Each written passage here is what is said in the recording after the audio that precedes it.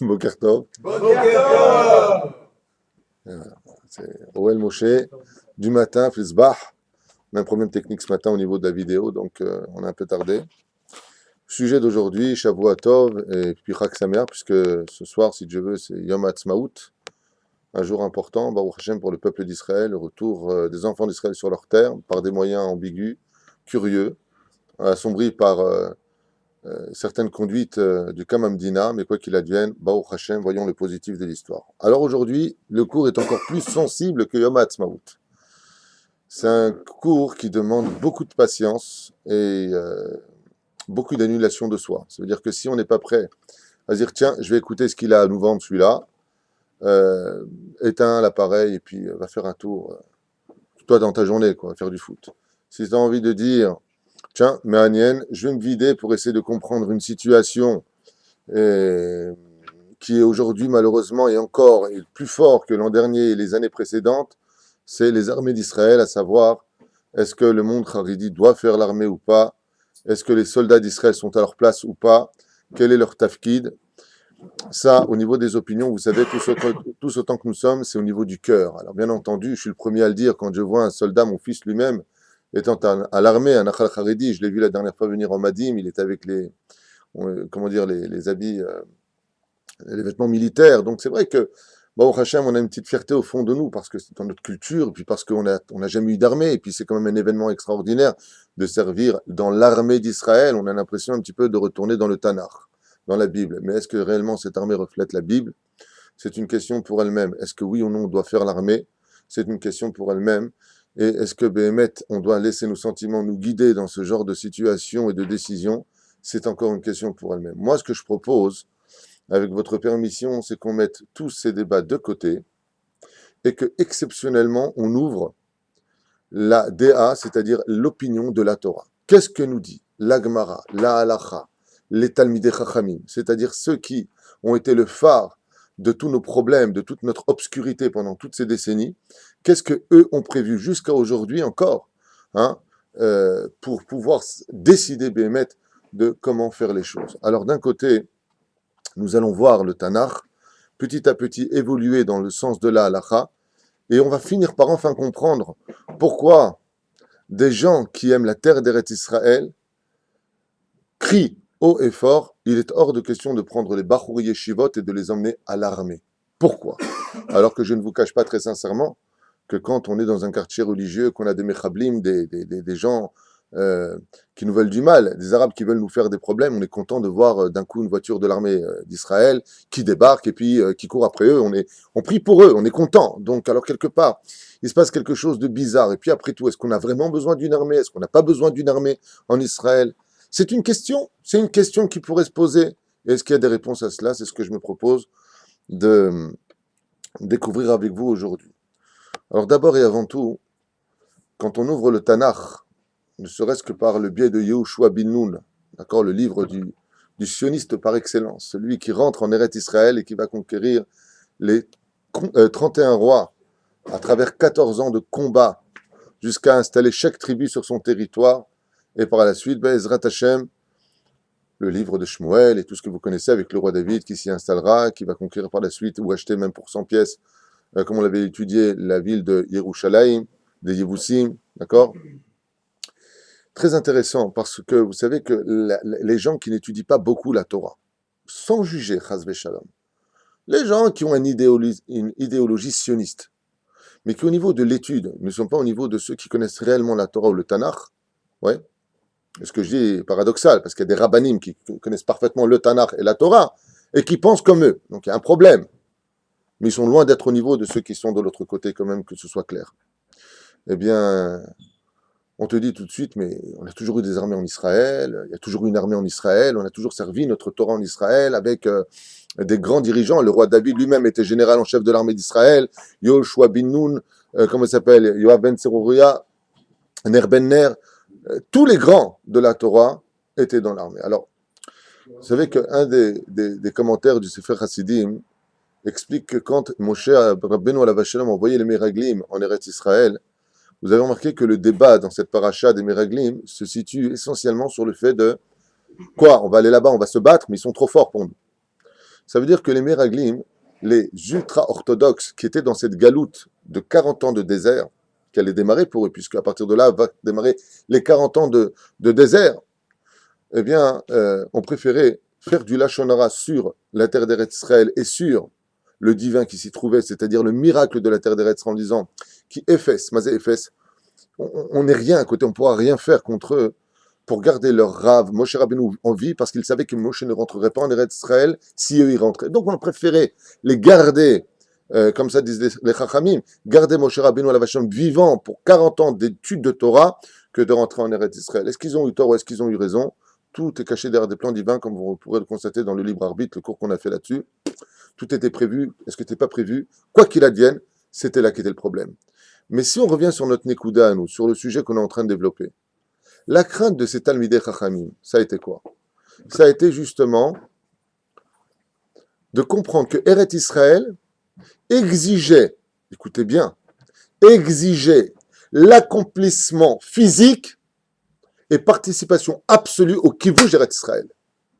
Comme le livre de Yoshua nous l'enseignera. Quand tu montes en Eretz Israël, n'attends pas le miracle de la terre qui va se faire toute seule venir à toi. C'est lui, oh ben elle est juste là, on se casse. Non, non, non. Si Dieu a fait en sorte qu'il y ait des gens ici que l'on doit chasser pour pouvoir s'y installer, comme on le voit dans le livre de Yoshua avec les 31 rois, les 7 peuplades, c'est parce qu'il y a une mitzvah de conquérir la terre d'Israël. Nous avons une mitzvah dans les mains. Et dans la Torah, on vient t'enseigner que les Meraglim n'ont pas voulu de cette mitzvah. Bizarrement. Et la Torah les traite de Rachaim, elle les traite pas de Tzadikim. Vous êtes des Rechaim. Comment se fait-il que vous qui avez étudié cette Torah, vous ne compreniez pas qu'il y a un kivush à faire? Il faut, tout comme tu mets les tefilines, tu fais Shabbat, il y a une mitzvah de s'installer en Israël. Le roi David lui-même, après Yoshua bin Nun, bien entendu, va lever l'arme, Gid'on, Iftah, les noms sont très nombreux dans Shoftim et dans la Torah, dans toute la Bible. Et on voit qu'à chaque fois, les grands de la Torah s'habillaient, prenaient une arme et partaient à la guerre. Barak, à l'époque de Dvorah, on partait à la guerre. Comme si qu'il y avait une mitzvah particulière de souffrir pour acquérir Israël. Et c'est marqué dans la Gemara. Sur 3 choses, l'homme devra souffrir. Sur la Torah, sur la terre d'Eretz Israël pour acquérir Israël et sur le monde futur. Eretz Israël s'acquiert par l'effort de soi. Celui qui vient comme un touriste en Israël, pensant que Béhémet, c'est comme ça que ça doit se passer, Eno Ela Toé. En Israël, je vais faire un geste, et j'espère que ce geste sera très clair pour tout le monde, que tu sois religieux ou pas, entre guillemets, faut relever tes manches, mon pote. Ça suffit, le côté des nuages en haut, à droite et à gauche. Alors, ce qui est curieux, c'est que si une personne comme moi, si faible en Torah et en connaissance, je suis au courant de ce qui est marqué dans le Tanakh, que je me suis, Baruch Hashem, donné le luxe d'étudier un tant soit peu, avec le Metsuda David, Rashi, le Radak et bien d'autres, eh bien quoi, ça voudrait dire que le monde de la Torah ne l'est pas compris aussi? C'est là où je dis stop avec vos bêtises. Stop avec le côté du regesh. Vous savez c'est quoi le regesh? Ouais, mais pour moi, tout le monde doit faire l'armée, c'est tout. Tu vis dans ce pays, tu dois faire l'armée. Est-ce que c'est réellement la déa de ces grands généraux de l'armée d'Israël qui sont cités dans la Torah? Est-ce que c'est réellement l'opinion du roi David? Est-ce que c'est l'opinion du Sanhédrin? Voyons ensemble, Ezrat Hashem, même si Baruch Hashem, c'est évident, nous avons une armée en Israël et que Dieu bénisse cette armée. Tous les jours, on se doit d'avoir de la reconnaissance pour eux. Ezrat Hashem, parce qu'on est très content quand on les voit agir. Baruch Hashem, quand on est bombardé à Gaza, on les voit débarquer à Gaza et on est en train de défendre, Baruch Hashem, les territoires d'Israël, la sécurité du peuple juif. On est très heureux. On ne peut pas dire à ce moment-là, ah, c'est pas bien, on n'a pas besoin de cette armée, qu'ils aillent se faire cuire un œuf. Parce que moi, j'oublie pas un détail. Tous les amis de mes ennemis sont mes ennemis. Si tu soutiens ces gens qui nous veulent du mal, ces gens qui, dans une foutaise, une espèce de, comme disait souvent Manitou à la Vachalom, quand tu es face à la mauvaise foi, alors il n'y a plus de discussion. C'est pour ça qu'il ne peut pas y avoir de pourparler avec eux. Ils sont remplis de mauvaise foi dans tous les domaines. Et seul un aveugle refuserait de le voir. Eh bien, il faut comprendre que cette situation est une situation qui ne peut pas demander le cœur de l'homme, mais la tête de l'homme. Béhémet, comment se fait-il que des gens aussi grandioses que Baba Saleh à la Vachalom, qui hurlaient, Baba Saleh, vous savez, celui qu'on faisait la queue pour aller voir quand on a des problèmes, qui n'avaient plus de solution, selon les médecins ou selon les finances, oui, Et il te disait, c'est un crime de mettre ses enfants, d'envoyer ses enfants au Shirut Leumi. À l'armée, on ne parle même pas. Baba Saleh à la Shalom. Lui qui avait le roi HaKodesh. Celui qui savait la vérité, pas que lui. Le Rav Ben Sion Abba Shaul, Rabbi Yehuda Tzadka, le Rav Ovadia Yosef. Tous les grands de la Torah. D'un coup, ne seraient plus grands pour nous. Qu'est-ce que eux auraient vu une fois de plus que nous n'aurions pas vu? Et qu'est-ce que eux auraient compris que nous n'aurions pas compris? Une fois de plus, cette question revient sur un des sujets avant de commencer ce shiur, maintenant que nous l'avons expliqué. Donc vous avez bien compris qu'en ce qui me concerne et ce qui concerne la Torah, il est évident que de tout temps, l'État d'Israël, que ce soit dans les situations d'antan ou actuelles, ont toujours eu une armée. Donc Baruch Hashem, qu'on ait une armée, c'est pas une question. On a besoin de cette armée. On a besoin de nos enfants et on a besoin de notre État. On a besoin de tout cela. Le Hari Akadosh, je vais dire quelque chose de peut-être douloureux pour certaines personnes, je m'en excuse. Mais encore une fois, là, je suis là pour parler et je donne des références à ce que je dis. Le Hari Akadosh nous parle de la fin des temps. Il parle de l'armée d'Israël sur sa terre à la fin des temps. Et il dit, sache une chose. À la fin des temps, Akadosh Baruch Hu réincarnera tous ceux qui étaient dans le désert et qui ont dit du Lachon Hara sur Eretz Israël. Et leur réparation se fera que quand ils viendront défendre la terre d'Israël sur laquelle ils ont dit du mal dans les Gilgulim précédents et mourront pour cette terre, selon le Hari Akadosh. Donc, bien entendu, si cette phrase blesse quelqu'un parce qu'il aurait perdu un frère ou un fils ou quelqu'un d'autre, peu importe, ou un père à l'armée d'Israël, qu'il sache que s'il est mort en Eretz Israël, il est mort d'un Kiddush Hashem. C'est un Kiddush Hashem de mourir pour son peuple sur la terre d'Israël, pour défendre Bezrat Hashem, l'État d'Israël. C'est un Kiddush Hashem. Mais le Hari Akadosh, Rabbi Yitzhak Luria, vous savez, celui qu'on va voir la tombe bleue là-bas, Tzfat, on embrasse comme des malades toute la journée. Sauve-moi, sauve-moi. Toi, tu sais la vérité. Lui, il te dit la vérité, c'est que la fin des temps, comme c'est marqué dans le Shari Gilgulim, Akadosh Baruch Hu Yigalgel, Otam Anashim Shidibru Lashon Hara al Eretz Israël, Veyamut al Eretz Israël, Ve'az Iye Lahem Menuchatam B'Tikunam. Comme ça dit le Hari Akadosh. Ces gens-là, à la fin des temps, reviendront et viendront défendre la cause sur laquelle ils ont dit du mal en Eretz Israël. Donc, on voit que cette situation d'avoir Tsahal, d'avoir cette armée, est nécessaire. Pas simplement pour notre État, parce qu'il y a des choses beaucoup plus profondes qui se cachent derrière cette mitzvah, entre guillemets, si je peux l'appeler comme ceci. Est-ce que c'est une mitzvah ou pas? Alors, bien entendu, les Kippot Srugot, avec leur grande barbe et leur connaissance, que je respecte et que j'aime, j'ai pas de problème avec eux, vont te dire, bien sûr, vous êtes Rambam. Toi, tu le comprends comme ça. Les autres, qu'on Kippa, non, ne le comprennent pas comme ça, à t'en déplaire. Mais et là, je fais une parenthèse supra importante. Soyez large d'esprit, les mecs. Oh, allez, il faut accepter tout le monde. S'il y en a qui disent comme ça, tu respectes. Il y en a qui disent comme ça, tu respectes aussi. Mais non, on ne va pas s'en tenir là. Vous ne faites pas comme ça, alors vous êtes des parasites. Si vous ne pensez pas comme nous, les pauvres, les chilonim, ceux qui sont au milieu, qui ne connaissent rien, à la limite, s'ils n'avaient que face au monde de la Torah, ça irait. Les religieux orthodoxes face au monde des laïcs, ça se passerait très très bien entre nous. Le balagan, il vient d'où? Il vient de gens qui sont, en d'autres termes, religieux, rabbinim, qui foutent le balagan en disant, c'est-à-dire que le chiloni, en d'autres termes, ah oui, il y avait des rabbins qui disent que nous, on a raison. Alors, Béhémet, comment on va régler ce problème?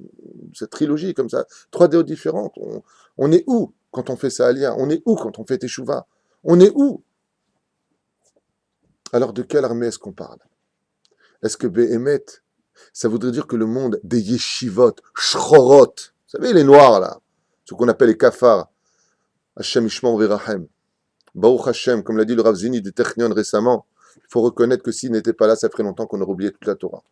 Parce qu'avec la chita des autres, on s'est rendu compte qu'on est passé, une fois de plus, avec des habits de non-juifs, qu'on a mentionné les idardères, et je ne sais pas si ce que je vais dire va vous faire plaisir ou pas, mais qu'est-ce que j'en ai à faire? C'est devenu aujourd'hui comme une espèce de mode. Parce que, idéologiquement parlant, je suis un sioniste, je ne sais pas ce que ça veut dire, on verra ce que ça veut dire, parce qu'en attendant, ceux qui voyagent le plus, c'est pas nous. Ceux qui quittent le plus Eretz Israël, c'est pas nous. Bizarrement, ouais. Sous prétexte que je suis sioniste, ouais, moi j'ai fait mon armée, j'ai fait 3 ans d'armée. It's gonna fine, yeah. Attends, parce que j'ai 3 ans d'armée, oh. Donc j'ai ma petite kippa sur la tête, mes tzitzit dehors, mon petit jean, bien entendu, avec les sandales, les orteils, pour faire le mintra, arvit et shaharit. Ouais, le religieux. Voilà encore un religieux, voilà encore un, comment ils appellent ça, ces rabbinim-là? Voilà encore un judéo-chrétien. Ils appellent les chrétiens en plus. Donc, on a une Torah de chrétiens en plus. Baruch Hashem, allez étudier ce qui a marqué dans ma Masechet Sanhedrin, page Zayin d'Amoud Bet, au nom de Tosfot, ou Masechet Shabbat, à la page 31, Amoud Aleph, en bas de la page. Allez étudier ce qui a marqué là-bas. de quoi l'homme rendra des comptes dans ce monde. Il n'y a pas marqué une seule fois est-ce que tu as fait l'armée en Israël. Excusez-moi, il n'y a pas marqué nulle part, sinon les rabbinim l'auraient dit. Eux, ceux qui sont en haut, vous voyez, comment ils sont, il y a le Rav Sharp, le Rabbi de Lubavitch, tous ces grands de la Torah, Baruch Hashem, le Chafetz Chaim, le Chazon Ish, qui était là, mais quand même Dina. Ouais, ils ne savaient pas ça. Ils ne savaient pas toute cette histoire. Je t'abbarre chez Molad. Alors, sous prétexte qu'on a fait l'armée en Israël, on peut se permettre de prendre sa gonzesse comme ça à la Tachana Merkazite, je te touche, il n'y a plus de nida, il n'y a plus d'interdit. Ouais, mais attends, mon pote, on dit, t'as pas vu, j'ai une arme, j'y va, mon. Allô. Moi, j'y vais, je suis Golani, là. La Torah, c'est de votre côté, toi. Je suis plus que la Torah, puisque je suis dans l'armée.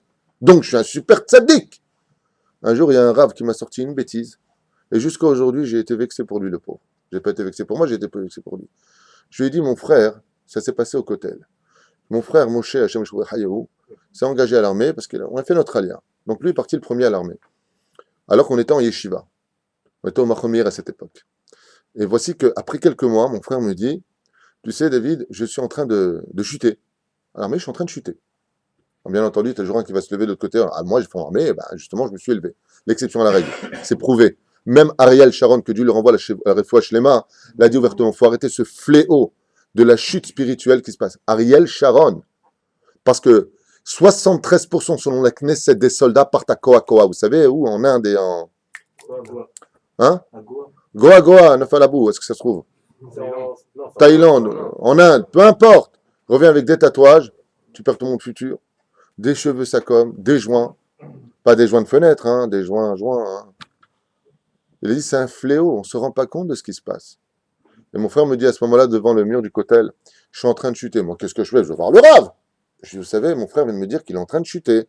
Vous avez de Shmira, Shabbat, ou je ne sais pas quel système, peut-être les tuilines. Il est odeur. Et le rave m'a sorti une ch'toute, en se servant bien entendu des versets, que je te prends le verset, tu fais un petit nœud, tac, et puis tu as fait un beau verset comme ça pour vendre à des gens qui ne connaissent pas la Torah, c'est facile. Misha souk va mitzvah, patour mina mitzvah. Hein? C'est cool. Tu te sers de Megillah là? Celui qui est occupé à la mitzvah et qui de la mitzvah? Mais de quoi tu parles? Il y a des lois pour l'armée. Alors voilà où on en est. Des rabbanim te sortent des ch'touillots kaélé. Comme si que celui qui est occupé à une mitzvah, mais Vadak, c'est peut-être une mitzvah de faire l'armée d'Israël. Ça se discute, hein. Parce que sinon, eux l'auraient vu en haut, c'est pas des débiles. Ah, ils sont pas tous débiles. Le Rav Ben Sion Jabashou est un débile. Barminan, le Rav Ovadia Yosef, il est fou. Il fait double sakalacha. Il est fou, il sait plus la Torah. Tout le monde, l'équipot Srugot, l'équipot Shchorot, l'équipot Vrudot, l'équipot Levanot, tout le monde se sert du Rav Ovadia Yosef. Sans lui, on est perdu aujourd'hui. Au niveau de la Et là, quand Rabbi, le mec, c'est plus rien. Tiens, bah là, non, là, t'es passionniste, toi, alors. Mais c'est cachour. Le Rav Ovadia Yosef, j'ai demandé une fois d'aller à Eilat. Est-ce que je pouvais sortir parce qu'il y a un Sefek Israël ou pas? Il m'a dit non, si tu n'as pas un Dvar Torah à faire là-bas, on ne peut pas sortir d'Eretz Israël. Il a fait un psaque, on n'a pas le droit de sortir, comme ça, pour aller en vacances aux États-Unis. Tu n'as pas le droit, selon Rav Ovadia Yosef. Tu n'as pas le droit de quitter la terre d'Eretz Israël. Lui, c'est un vrai sioniste. Il faut arrêter ce mensonge médiatique. Alors voyons, Bezrat Hashem, sans plus tarder, en nous vidant maintenant de nos sentiments et en bénissant notre armée d'Israël, Behemet, qu'est-ce que dit la Torah avec des vraies références et non plus, ouais, mais moi, tu sais, je pense que, arrête de penser, mon pote, va penser pour toi et ta famille, mais viens pas penser au nom du peuple d'Israël parce que tu engages des responsabilités sur l'échelle nationale qui ont mené jusqu'à aujourd'hui à de grosses catastrophes. Et il serait peut-être temps qu'on en parle, parce que quand on veut guérir quelque chose et voir les choses du bon côté, Bezrat Hashem, à l'image de quelqu'un, qui a le cancer, ouais, moi, je vois pas le mal nulle part, non, t'as pas de cancer. Ben, le mec, il va crever, mon pote. D'accord? Mais par contre, si on dit, voilà, tout va bien grâce à Dieu, il y a juste ce petit point-là, vite, on fait ce qu'il faut, on le guérit, et là, tout va bien. C'est l'étude d'aujourd'hui avec l'aide de Dieu. Bien. La réponse à tout cela, voyons exactement ce que nous dit la Torah. Alors, exceptionnellement, d'habitude, je le fais tout le temps dans mes shiurim, mais là, exceptionnellement, je vais donner toutes les références à tous mes propos, que ce soit dans la Gemara, dans la Halacha, dans tout ce qu'il y a. Pourquoi? Pour que vous compreniez bien, non pas que je sois un homme érudit, je ne suis pas un homme érudit. Je suis un homme qui m'efforce d'étudier en tant que bon juif Nekuda. D'accord? Je ne suis pas plus que vous, certainement pas. Mais voyons ensemble la Déa des Talmid et Chachamim. Ceux qui, bien avant le Kamam Dina dans Masechet Sota, Masechet Sanhedrin, oui, ont pensé pour nous comment la Torah devait être vécue selon l'opinion de la Torah. Donc on se vide de nous, messieurs, avant de commencer Shiur, et on dit Bonishma ma omeret à Torah. Viens, on écoute ensemble maintenant l'opinion des sages. D'abord, avant tout, dans Masechet Sota, à la page 44, Amoud Aleph, on nous parle et on nous dit au nom de Rabbi Akiva, Ayere Verach Alevav, celui qui a malheureusement le cœur qui a peur parce qu'il a des avérotes sur le dos. כן? כמסורו שאיני יכול לעמוד בקשרי המלחמה, בקשרי המלחמה ולראות חרב שלופה. Comme ça, il dit, comme Rabbi Akiva, il dit celui qui a la peur d'aller à l'armée, parce qu'en général, qu'est-ce qui nous provoque la peur selon les Mekoubalim? C'est les avérotes. Quand on a des péchés sur le dos, automatiquement, dit Rabbi Akiva, on a peur d'aller quelque part. Celui qui a peur d'aller à l'armée, comme de voir par exemple l'épée sortir du fourreau, Patour va sur l'eau la lechet. Il fera plus de dégâts à l'armée que non de dégâts à l'armée. Sa première option, ça Rambam, comme l'enseigne lui-même le Rambam. Rabbi Osea Galili, lui, qu'est-ce qu'il dit? Ayere verach alevav, celui dont le cœur est sensible et qui a peur. Zeu mityarim mina averot. Alors, Shebeyado, lui carrément Rabbi aussi, il dit, donc celui qui a des averot dans ses mains. Et je vous en prie, Valze mevi à Bet Yosef, Beshem à Yerushalmi. Le Bet Yosef, Rabbi Yosef Karo, il apporte au nom du Yerushalmi, du Talmud Yerushalmi. Qu'est-ce qu'il dit? Par exemple, quel avera Hamedaber ben Ishtabach le Yotzer. Hein? Ken, celui qui parle entre Baruch Shahamar jusqu'après la Hamida. Comme ça rapporte le Bet Yosef. Celui qui est à la synagogue vient, il parle, en d'autres termes. Celui-là, il quitte d'aller à l'armée. Il ne faut surtout pas qu'il y aille. Pourquoi? Il peut mourir. Waouh, c'est pas moi qui l'écris. Celui-là, il ne faut pas qu'il aille à l'armée. Il a une Avera Beyado. La référence, je le rappelle, Rabbi Yossé à Galili, dans le Talmud. Celui qui, quand il voyait un mort comme ça, il décidait qu'il vit. Celui qui parlait avec les anges. C'est Rabbi Yossé à Galili. Oui. Celui qui savait ce que Dieu voulait en d'autres termes par rapport à nous. Comme c'est marqué dans Ora Haim Shulchan Aruch, Siman Nun Dalet Alacha Gimel. Dans un cas pareil, cet homme-là ferait mieux de revenir de l'armée vite. Donc on voit déjà que l'armée dont on parle dans la Torah, c'est une armée ou quoi? Où on vérifiait à la loupe que la personne qui rentrait soldat dans l'armée d'Israël était un homme tzaddik. Un homme tzaddik. Et de quel avérote on parle? On ne parle pas du mec qui a touché une femme, nida, ou qui parle mal, ou qui ne fait pas Shabbat. Non, ça ne rentre même pas en ligne de compte. Oui. On parle d'une personne qui aurait parlé dans des moments interdits dans les constructions du monde de la prière de Shacharit. Bet Yosef, c'est pas moi. Voyons un peu plus loin. Dans Shmuel, le livre de Shmuel, on nous raconte comme ça que le roi David, chaque fois qu'il partait à l'armée, il mettait ses soldats à l'épreuve. On va voir, le roi David va être plus loin que les autres. Qu'est-ce qu'il faisait? Bon, le roi David disait à ses soldats d'aller boire. Alors il y avait comme ça un nahal, une espèce de fleuve, et les soldats donc allaient boire, et le roi David observait comme ça avec Yoav, ben Seruria, général en chef de l'armée du roi David, et voilà ce qui se passait. Quand il y avait des soldats qui buvaient directement du ruisseau, le roi David disait à cet homme-là, toi tu retournes chez toi, toi tu retournes chez toi, toi tu retournes chez toi. Et quand il voyait des soldats qui prenaient l'eau dans la main, qui la filtraient et qui la ramenaient à la bouche pour boire, il disait, toi tu peux rentrer chez moi, toi tu peux rentrer dans l'armée. Chez le roi David, ça allait beaucoup plus loin quand tu devais être soldat dans son armée. Il fallait que ton derech eretz soit parfait. Parce que de boire comme l'image des chiens, de laper l'eau directement, si tu n'as pas de derech eretz, il mène derech eretz en Torah. Il a dit, toi, c'est sûr que tu mourras à l'armée. Parce que tu n'as pas de derech eretz. Je ne vous parle pas d'opinion personnelle cette fois. Celui qui n'est pas d'accord n'a qu'à jeter la Bible. Dans ce cas-là, suivi sans Bible, le secours ne s'adresse pas à toi. Je parle à des gens qui veulent connaître l'opinion des Talmidei Chachamim. L'opinion, qu'est-ce que dit la Torah? Béhémet. Comme ça, on comprendra mieux aussi l'autre côté, comme on le verra plus tard. Comme c'est marqué de l'autre côté.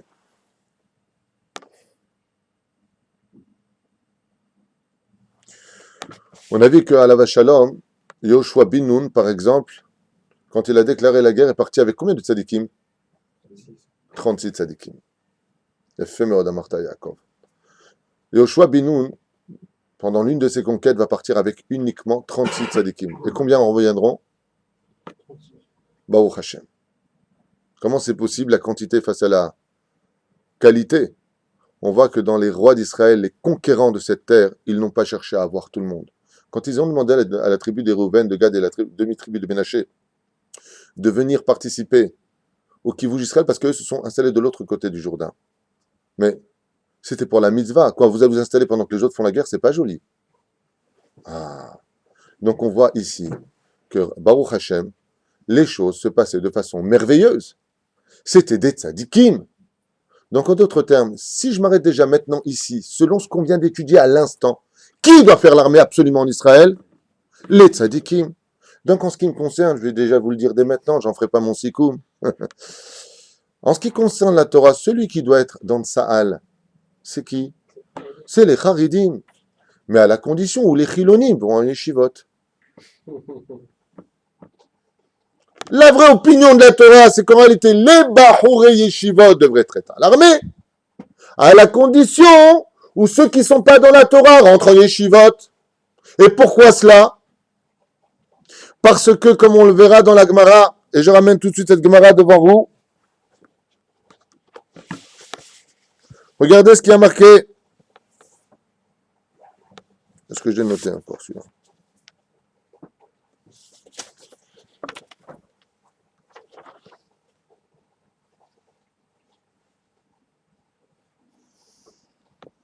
Je ramènerai plus tard, je ne sais pas où j'ai noté. J'avais noté une Gemara ici très importante. Je crois que c'était dans Sanhedrin, de tête, tel que j'avais marqué. Et là-bas, on avait vu que le roi David, alav shalom, ne partait jamais, au grand jamais, en guerre, en envoyant, comment il s'appelle, Yoav ben Tzruria, si les yeshivot n'étaient pas pleines. C'est-à-dire que la seule condition sur laquelle le roi David, alav shalom, se mettait absolument en sécurité, c'est que pour chaque soldat qui était envoyé sur le front, il devait y avoir un homme pieux qui étudiait la Torah en contrepartie. Voyons ensemble si je ramène cette Gemara tout de suite devant vous. J'ai pris ce livre-là et je l'ai corné parce que je voudrais vous lire absolument dans le Torah Temima. Dans le Torah Temima. Je vous lis exactement ce qu'il y a marqué ici, au nom de Nedarim, à la page 32, Hamoud Aleph. Voyons ensemble ce qu'il y a marqué. Vous êtes prêts à entendre, à étudier, à vous vider de vous et des sentiments? Voyons ensemble ce qu'il y a marqué ici. Mipnema ne'enash Avraham Avinu. La référence est basée sur Nedarim, page 32, Hamoud Aleph. Pourquoi Avraham Avinu a-t-il été puni? Pour que ses enfants soient exilés en Égypte et subir 210 ans d'esclavage. Réponse du Torah Temima. Venishta Avnu Badav Lama. Vous avez compris la question? Pourquoi Avraham Avinu a-t-il été puni que sa descendance descende en Égypte recevoir des coups? Bien entendu que derrière toute cette Égypte se cachent des milliers d'explications autres que celle-ci. La question, c'est pourquoi Avraham Avinu a-t-il été puni? Réponse. Mipne Sha'asa en Garaya le Talmidei Chachamim. Why de chez why? Rien que ce que je viens de vous lire déjà maintenant, ça doit vous remettre tout en question. Vous allez comprendre. Sheneemar vayarek et chanichav yelide beto. Je m'explique tout de suite. Pour aller libérer Lot, la Torah nous enseigne qu'il est parti, dit la Gemara, avec 318 hommes.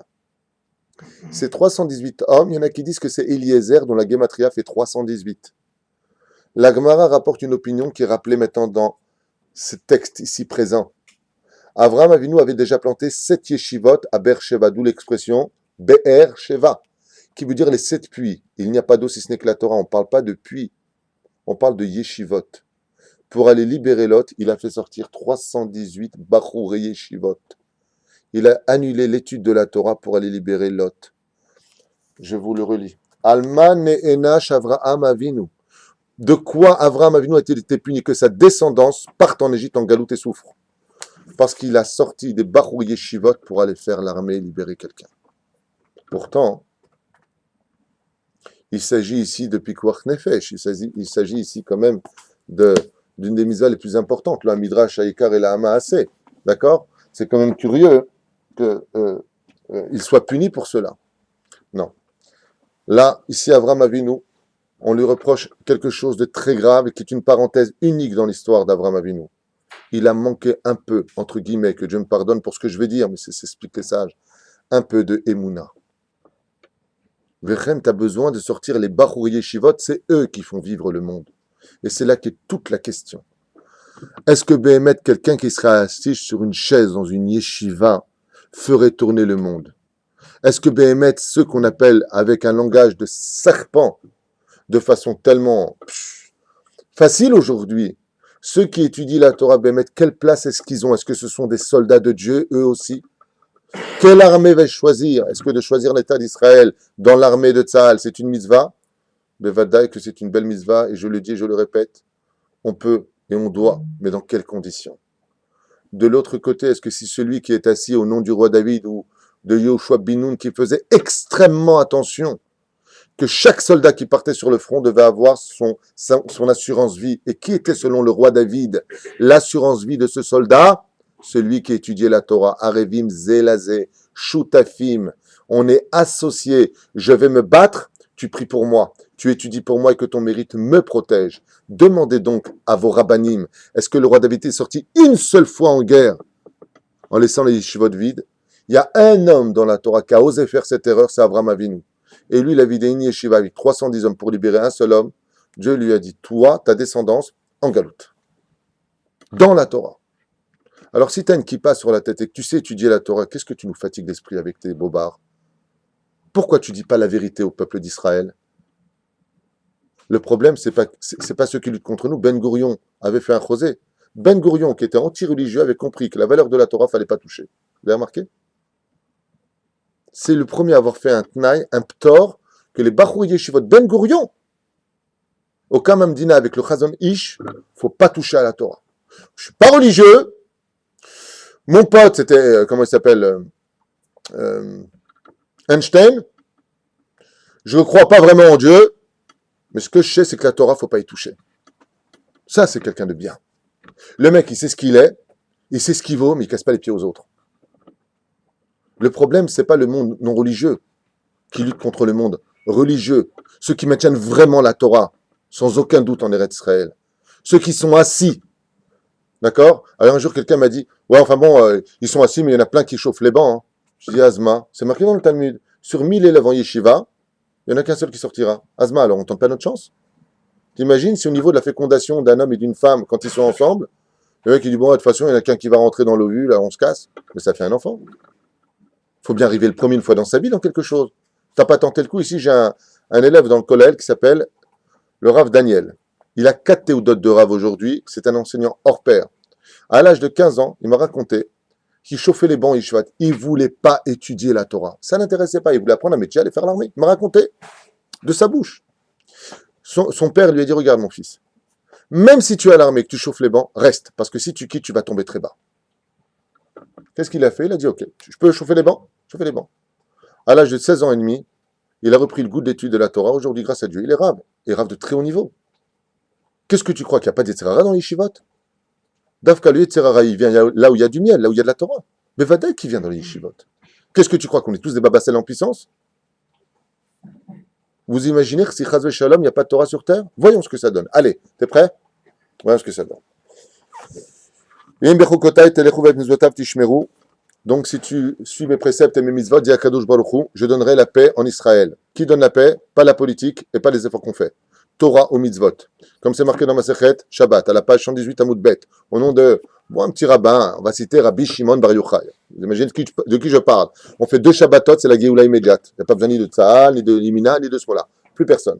De quoi donc c'est dépendant? Selon le plan divin, là c'est Dieu qui parle. Je ne peux pas dire, ah, j'accepte pas sa déa, c'est Dieu. Venatati shalom baaretz. Mais pour cela, il faut faire Torah au mitzvot. Tu viens en Israël, il faut faire Torah au mitzvot. Voyons exactement la suite. Venatati gishbechem beitam unatna aretz yebula. De quoi est-ce qu'on parle? De la parnassa. Je donnerai la parnassa en Israël. Grâce à qui? Ceux qui étudient la Torah. Venatati shalom baaretz veshachavtem ve'en baharid. Vous faites Torah au mitzvot, vous aurez la paix en Israël et personne ne vous lancera de bombes ni vous ennuiera. C'est marqué ici, bimforash. Vedartem etovechem enaflu lifnechem echarev. Vous n'aurez pas besoin d'être nombreux pour poursuivre vos ennemis, ils tomberont tous devant vous, mais rov pachad. Pourquoi? Parce que vous avez de la Torah dans les mains. Upaniti alechem ve'efreti etrem, lo yu akarim ve'akarot. Et personne ne sera stérile dans le pays d'Israël, tout le monde donnera de beaux enfants. Ve'achaltem yashan noshan, ve'yashan mipnei chadash.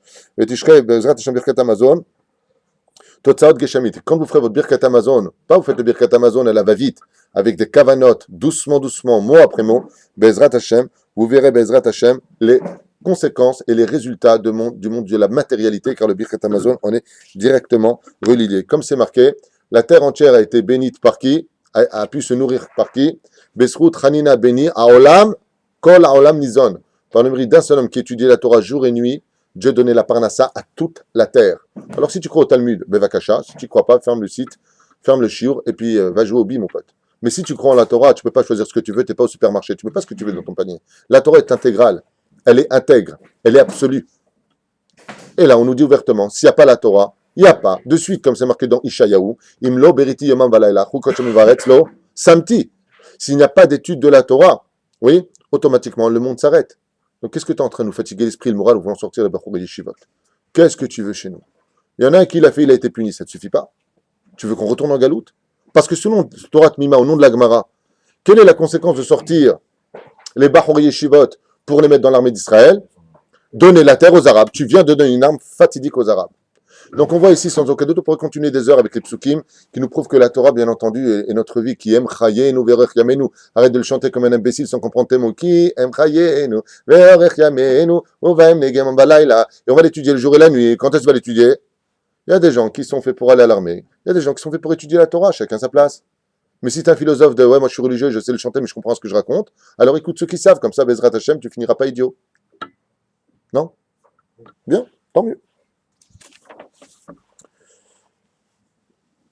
Comme c'est marqué ici. Kol zeman shekolo shel Yaakov bete knasiot ou bete midrashot en yadaim yedei Esav.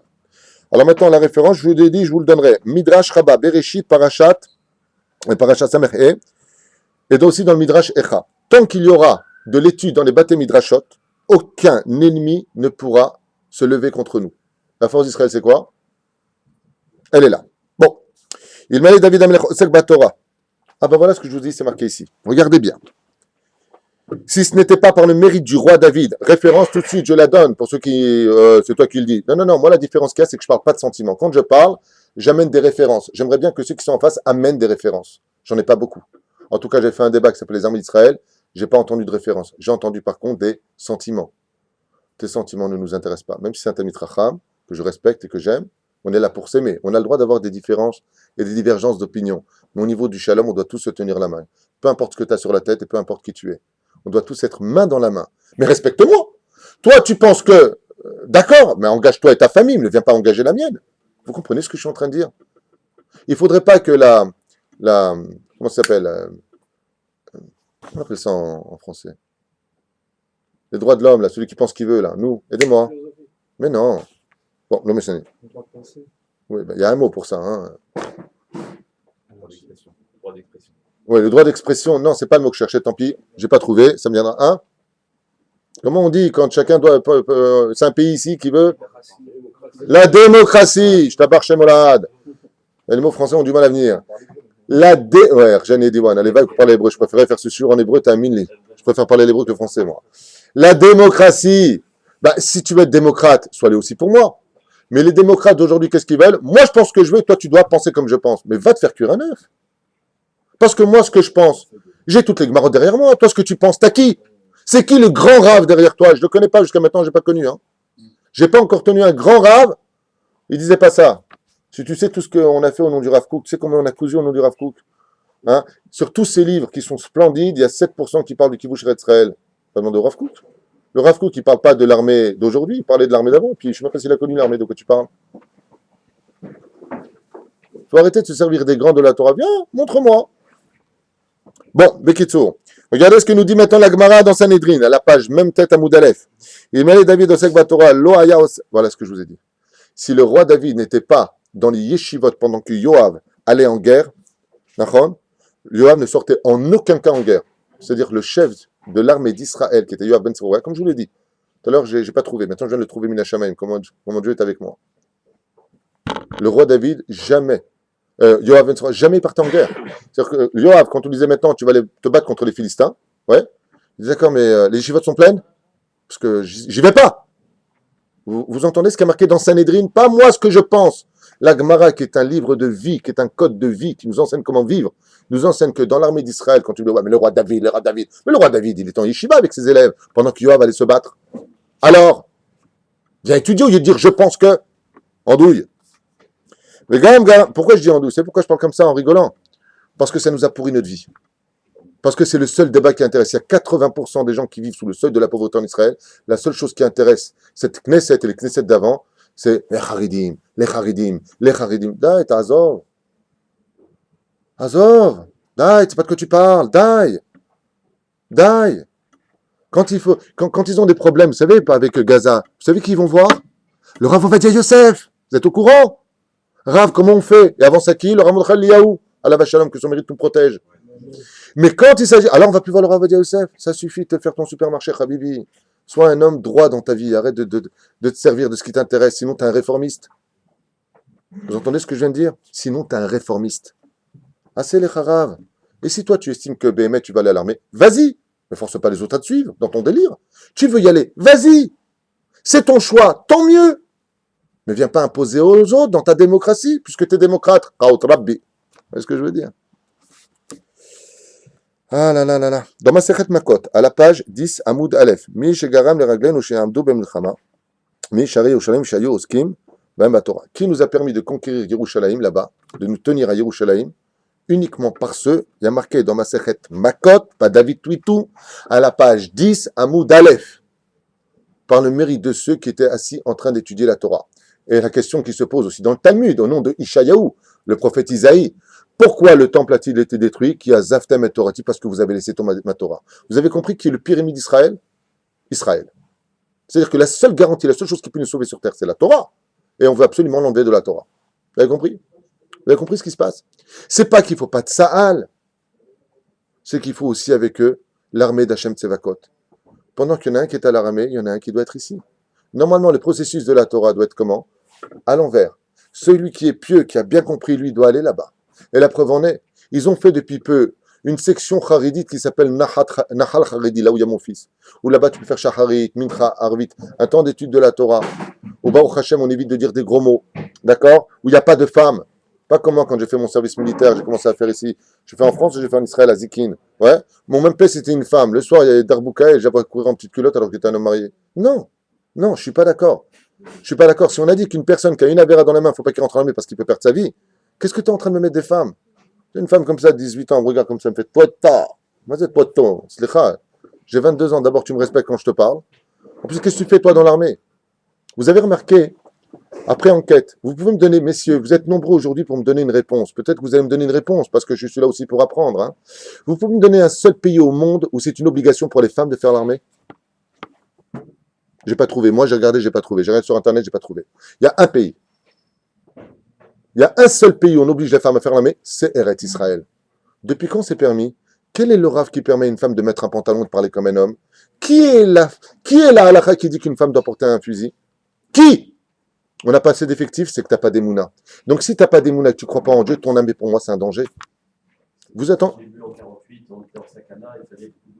C'est pour ça qu'on a gagné la guerre en 67 avec des bouteilles de champagne quand on n'avait pas de munitions et qu'il s'est passé que des miracles où les plus grands que l'ONU ont fait tchouva. Tu as complètement raison. Mais c'est pas une question de Kafsrout. Aujourd'hui, on vient pas juger les Kafsrout. Moi, j'adore chaque soldat que je vois et j'adore tous les juifs, qu'ils soient religieux ou pas. Je suis pas là pour juger. Je suis là pour défendre une cause aujourd'hui qui est mensongère, médiatiquement faite par des rabbinim qui se font passer pour de grands érudits, qui en réalité trompent le peuple d'Israël depuis des années et des années. Je dis stop à cette épidémie, c'est tout, parce que ça nous a fait quoi?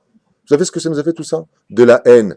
Aujourd'hui, on déteste celui qui fait pas l'armée. Tu fais pas l'armée, t'es un parasite. Tu fais l'armée, t'es un gibor. Mais le mec, il mange du porc, il est Mechalel Shabbat, il a fait l'armée. Lui, c'est un tzaddik nistar. Pourtant, dans la Gemara de Masechet Shabbat, à la page 31, Moudalef, en bas, il y a marqué que quand une personne décède, on nous pose des questions. Natata benasata beimuna, est-ce que tu as été droit dans tes affaires? Comment tu peux être droit si t'as pas étudié le Shulchan Aruch?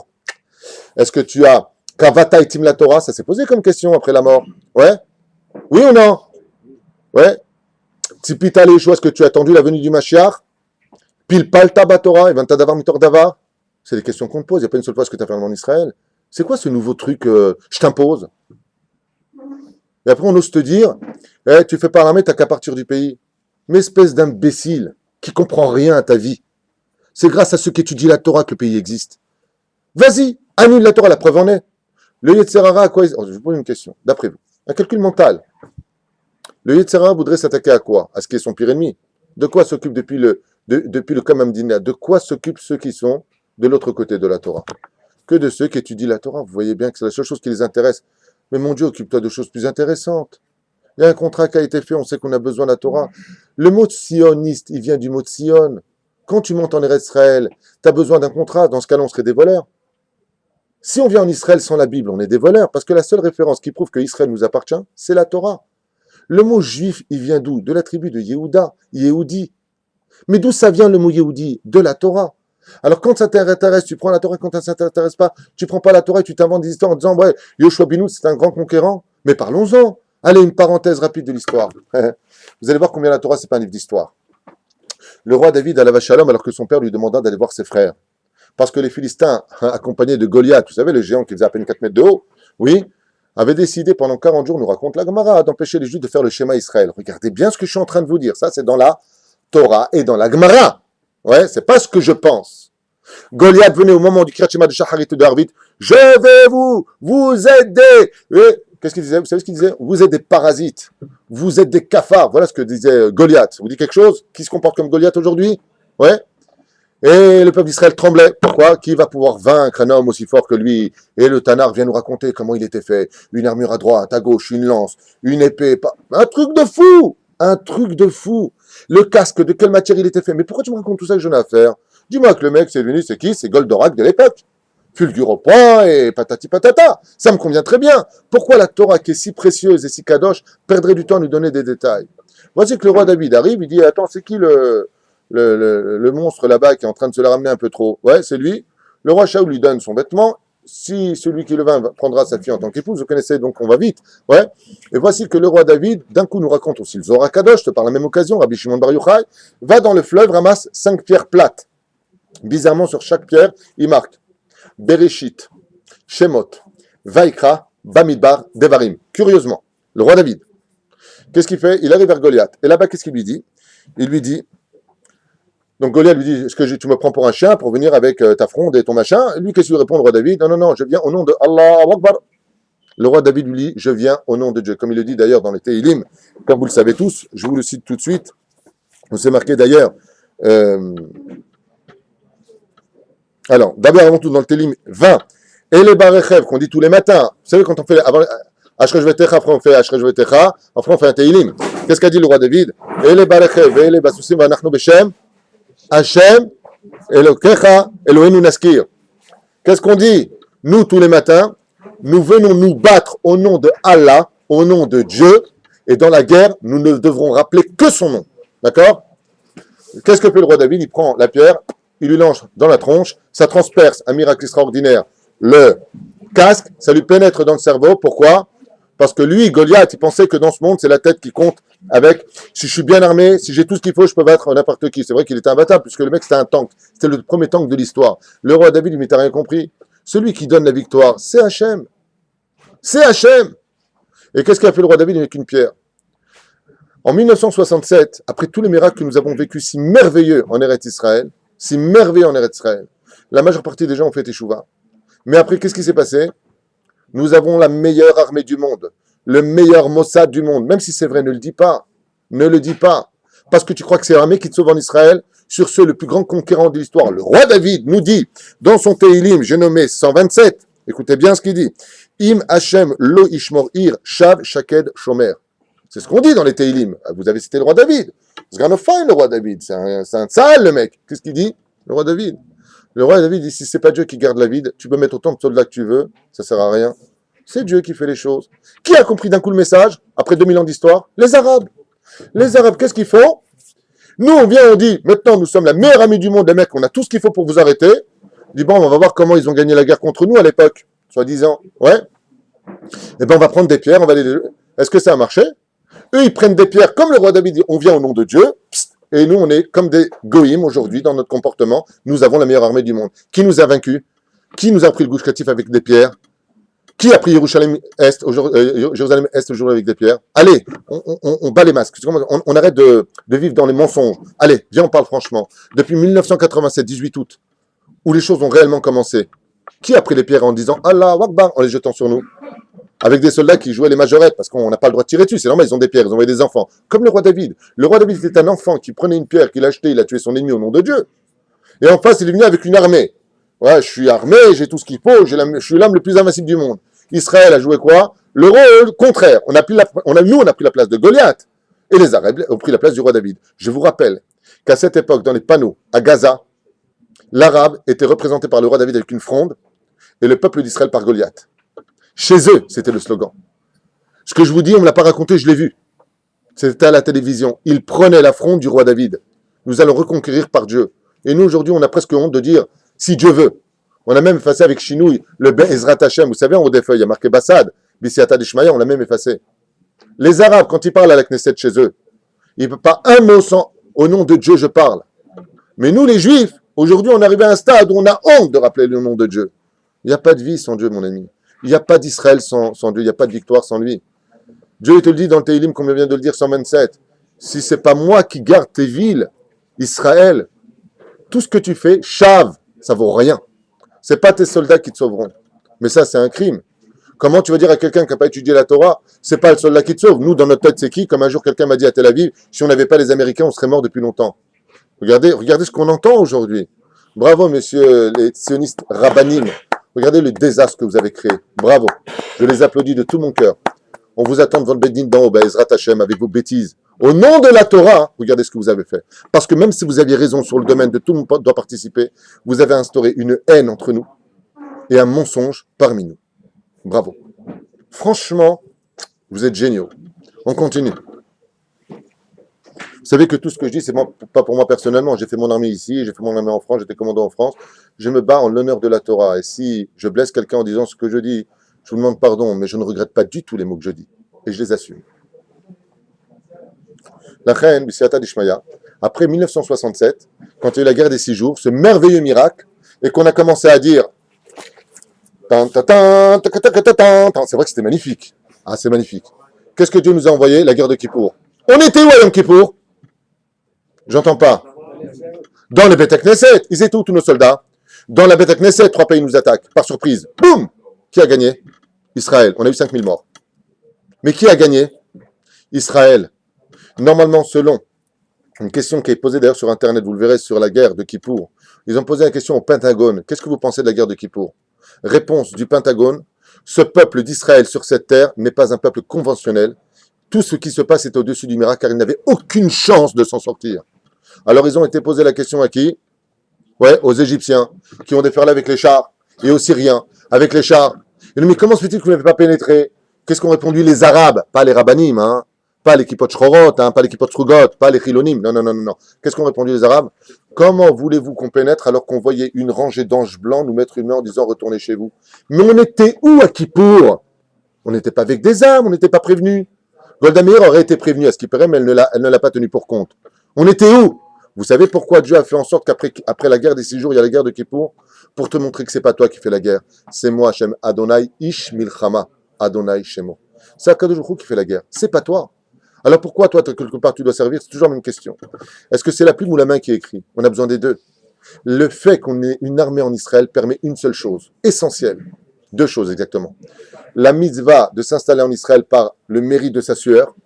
Deuxièmement, pour permettre à Hachem de rester caché dans l'histoire, pour que notre émouna soit toujours remis en exercice, pour qu'on soit constamment remis. Mais viens pas penser une seconde que tu vas faire un défilé. Ce soir, c'est un Matzmaout. Tu vas faire un défilé de ton armée. Ça veut dire quoi? Que toi, maintenant, tu crois que c'est ton armée qui te sauve?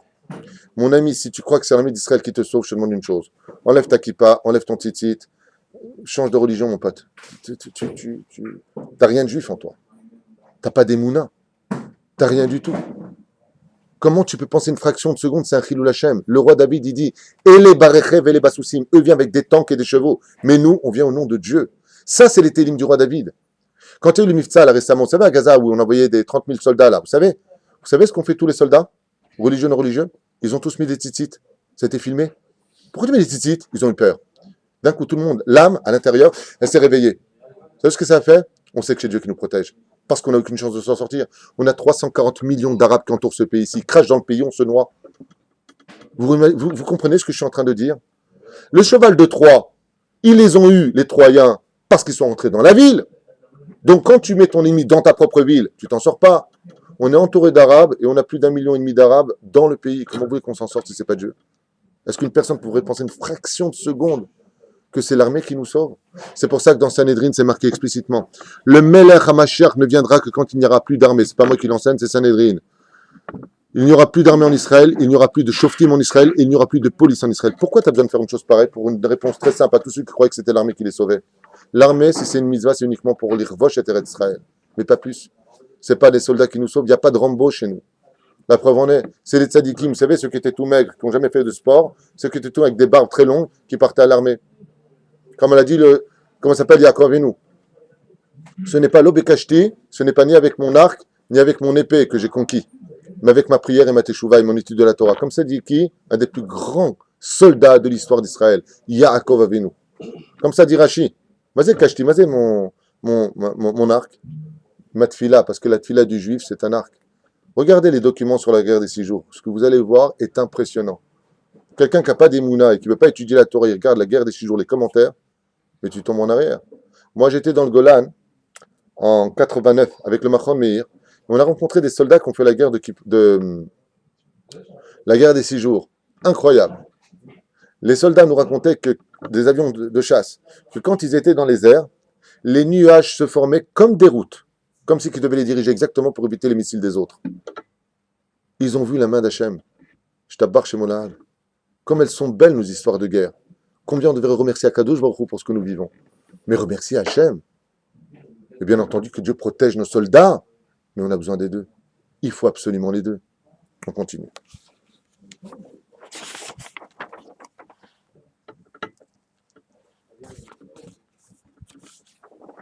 Là aussi, je vous avais apporté des commentaires, des journalistes qui disaient comme ça. Voilà, je vous le montre dès maintenant. Je vous ai pris des journaux. Là, je le montre ici à la caméra. C'est fait par des journalistes de Yediot Acharonot et Ma'ariv. C'est marqué ici noir sur blanc. D'accord? Voilà, je vous le montre ici. Il faut le remarquer. Je vous lis ce qui a marqué. Mikol Shlosh Ezrachim Be'Israël, Mekabel Ptor, Meshirut Tzvaï. Sur 3 soldats qui vont à l'armée, d'accord? Il y en a un qui reçoit toujours un ptor, qui se fait passer pour un fou. Encore hier, j'ai entendu un mec qui est religieux, il a obtenu un ptor schizophrène, il s'est fait passer. Par contre, dans le monde de la Torah, moi, par exemple, Baruch Hashem, que Dieu me les garde, j'ai 4 enfants. Il y en a un qui est à l'armée. Et on est charedim. Enfin, notre idéologie à nous est charedite, de mon côté. C'est pas parce que, moi, au contraire, mon fils, il est allé à Yeshiva, d'accord, la Zohar Torah. Il m'a dit, papa, je ne pense pas être avraire. Je ne voudrais pas continuer à étudier la Torah. Je vais apprendre un métier. Il m'a dit, va apprendre un métier, mon fils. Dans ce cas-là, tu vas à l'armée, il est rentré à Nachal Haredi. Et je suis fier de lui. Si l'armée que tu me proposes est une armée qui n'est pas anti-Torah, je la veux, cette armée, moi. Mais si ce que tu me proposes, ouais, c'est que mon fils, Chazve Shalom, pas mon fils, le soldat qui rentrerait, il est plus chômeur Shabbat, il n'en a plus rien à faire du tzitzit, il enlèvera sa kippa. Mais ton armée, j'en veux pas, moi. Elle m'intéresse pas. Parce que tu vas faire exactement le travail des nations du monde, comme les Grecs. Vous ne ferez pas Shabbat, vous ne ferez pas la Beth Mila, et vous ne ferez pas la Nida, Rosh Chodesh.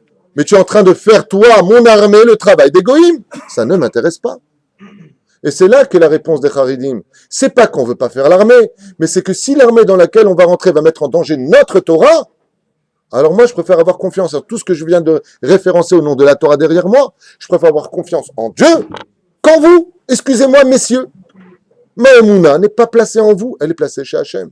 Comme on a l'habitude de le dire. Baruch HaGever Hachem, Ftah B'Hachem. Heureux l'homme, béni l'homme qui compte sur Dieu. Arur Haïsh Asher Boter Ba'adam. Et malheur à l'homme qui comptera sur l'homme. Si on croit que c'est Tzahal qui nous sauve, vous savez que le Rav Ben Zion Abba Shaul avait interdit de dire le mot Tzahal. Pourquoi? Pourquoi est-ce qu'un homme aussi grandiose que lui, qui avait été opéré du cerveau à la fin de sa vie sans anesthésie, parce qu'il a étudié la Gemara, il a dit, quand vous verrez, comme ça un médecin, Adassan Karem, quand vous verrez la Gemara tomber sur moi, vous pouvez couper vers ce que vous voulez, j'aurais quitté mon corps. On parle du Rav Ben Zion Abba Shaul, l'ancienne Chavruta du Rav Ovadia Yosef, un des plus grands géants de l'histoire de la Torah, le maître des maîtres. Ouais. Il disait dans les Sidurim, il ne faut pas dire Tzahal. Vous savez pourquoi? Parce qu'il y a 2 façons de comprendre Tzahal. Tzahal, ce sont des initiales, Tzadi et Lamed. Tzva Hagana l'Israël.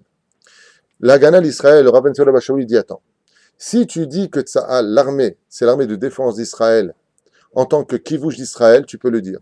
Mais au niveau idéologique, c'est pas ça du tout que ça veut dire. Au niveau idéologique, en Israël, Tzahal veut dire c'est eux qui nous défendent. Et ça, c'est un Chilul Hashem. Parce que c'est Dieu qui te dit, c'est moi qui te protège. Pourquoi tu prends ce titre? Parce que tu as un tank et un fusil. Donc, comme on dit, Chayale Israël. Bien entendu, il y a des gens qui ont dit, non, Tzahal, Tzva Hagana l'Israël. C'est eux qui nous protègent. Fais très attention, Habibi, tu rendras des comptes. Tu peux mentir à ceux qui ne connaissent pas la Torah. Tu peux mentir en prenant la tête à des gens. Et tu peux être fier de ton armée, je suis plus que vous. Mais fais attention à ce que tu emploies comme mot. Baruch Hashem, que Dieu nous protège. C'est lui qui nous protège. À travers qui? Tu connais l'histoire de l'échiquier? Il y a l'échiquier qui joue, mais il y a Hachem qui est au-dessus de nous. Si tu dis Tsahal, en incluant un Kadosh Baruch Hu, tu as le droit de le dire. Mais c'est pas ce qui se dit. Tsahal veut dire, c'est l'armée, alors quoi? C'est les religieux qui vont nous protéger? Bien sûr. Bien sûr. Le roi David n'était pas soldat, on vient d'expliquer. Il était soldat, mais on a vu ce qu'il faisait. Est-ce que vous comprenez ce que je suis en train de dire? Pour finir avec ce chiour, même si il y a tellement à dire, tellement à dire. C'est vrai que de l'autre côté, je me refais l'avocat du diable, qui n'est pas le diable. Mais c'est complètement vrai que, Baruch Hashem, que malgré tout, nous avons cette armée, et puis qu'est-ce qu'on aurait voulu après 2000 ans d'histoire, qu'on soit tous des tzadikim, donc on prend ce qu'il y a, allez, on y va. On va se battre ensemble. Il y avait l'idéologie sioniste qui était merveilleuse au début du Kamamdina. C'était beau. On se battait pour Tsahal. Aujourd'hui, ça a disparu. On se battait pour l'État d'Israël, ça a disparu. Aujourd'hui, les mecs veulent tous se débarrasser de l'armée. Et vous savez pourquoi? C'est ma conclusion. Parce qu'il n'y a pas d'Eretz Israël et il n'y a pas de sionisme sans Torah. Ces mêmes gens qui ont conquis le pays d'Israël, écoutez bien ce que j'ai à vous dire, il n'y a pas besoin des mounas, ce sont des faits historiques. Ces mêmes gens, messieurs, qui ont conquis Israël, sont ces mêmes gens qui ont redonné ces territoires. Vous voulez qui? Moshe Dayan? Moshe Dayan a conquis Hebron, entre guillemets, il n'était pas seul. Hein. Qui a couru après le Moufti pour lui redonner les clés? C'est Moshe Dayan. Vous voulez qui? Ariel Sharon? Oui? Qu'on appelait l'ours de l'armée d'Israël, celui qui craignait les Arabes. Ouais. Quand il a déplacé Yamit, vous vous rappelez? Et qu'il les a installés lui-même dans le Gush Katif, en donnant un ordre aux soldats et ça a été enregistré partout. Si un jour on vient vous enlever de cet endroit, vous aurez le droit de désobéir aux ordres de l'État d'Israël. Alors c'est strictement interdit de désobéir à un ordre. Qui est celui qui va les dégager là-bas en mettant des milliers de familles au chômage, sans terre, alors qu'ils avaient investi toute leur énergie, parce que lui-même les avait installés? Qui? Lui. Qui est celui qui a conquis, entre guillemets, avec son général d'armée à l'époque, comment il s'appelle, Ehud Barak, et je nomme Yitzhak Rabin, pardon. Qui est celui qui a conquis Yerushalayim, qui est rentré à l'intérieur? Ces deux personnages. Qui ont été les premiers à traiter d'Oslo et tout le bazar? C'est eux-mêmes. Qui a signé 99% des terres d'Israël pour les Arabes? Le soldat le plus décoré de l'histoire d'Israël, j'ai nommé Ehud Barak. Et pourquoi l'histoire vient nous faire de telles farces? Et la liste est très longue. Hein, ouais. Vous avez remarqué que tous ces gens-là sont anti-Torah. Tout ce qu'ils ont conquis, Dieu leur rendait leur mérite, ils l'ont rendu. Ils ont été contre. Pourquoi? Pour un message pour nous. Il n'y a pas de sionisme sans Torah. Si tu ne viens pas avec le Talmud dans les mains, avec le Tanakh dans ta vie, pour comprendre comment vivre dans ce pays, résultat des courses, hein, si on arrête de jouer au Katimini, il y a 1 200 000 Israéliens, selon le chiffre officiel, qui en 22 ans ont quitté le pays d'Israël après avoir fait l'armée. Ils sont partis s'installer, pour la plupart d'entre eux, je vous donne les pays, je vous donne 3.